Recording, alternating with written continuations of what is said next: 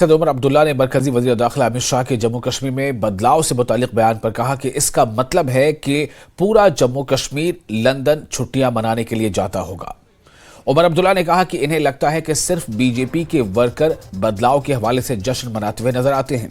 PoJ के reservation पर उमर अब्दुल्ला ने कहा कि रिजर्वेशन का इख्तियार मुंतखब गवर्नमेंट का होना चाहिए, न कि एलजी सरकार को। उन्होंने कुलगाम में पार्टी का वर्कर कमीशन में वो शिरकत कर रहे थे।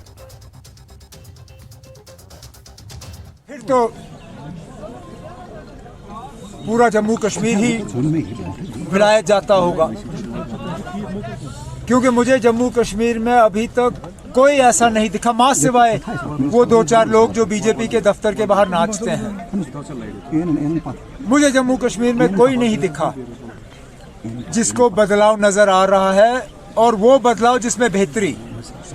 बदलाव हम सबको नजर आ रहा है, लेकिन जो बदलाव हम देख रहे हैं उसमें हमारी बर्बादी है, उसमें तबाही है, उसमें जम्मू कश्मीर को नुकसान हुआ है, जम्मू कश्मीर को फायदा नहीं। और तो और जम्मू कश्मीर की ही क्यों हम बात करें, लद्दाख की बात करिए।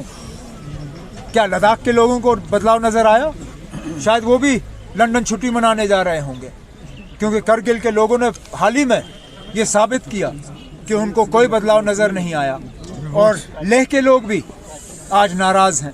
अगर वो सिक्स शेड्यूल मांग रहे हैं तो क्यों मांग रहे हैं? क्योंकि उनको कोई बेहतरी नजर नहीं आई, कोई बदलाव नजर नहीं आया। तो ठीक है, अगर सारे जम्मू कश्मीर के लोग और लद्दाख के लोग इतने खुशकिस्मत हैं कि वो लंदन छुट्टी मनाने जाते हैं, तो मैं क्या कह सकता। इससे पहले तो हम सुन रहे थे कि पीओके को वापस लाया जा रहा है, अब सिर्फ नुमाइंदगी पे ही बात खत्म हो गई।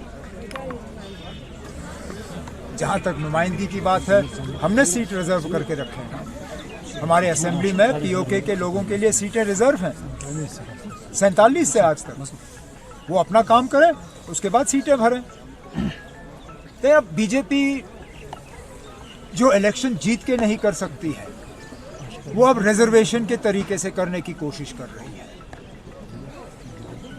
हर तरह से वो अब असेंबली में रिजर्वेशन के तहत अपनी सीटों को बढ़ाने का काम कर रहे हैं।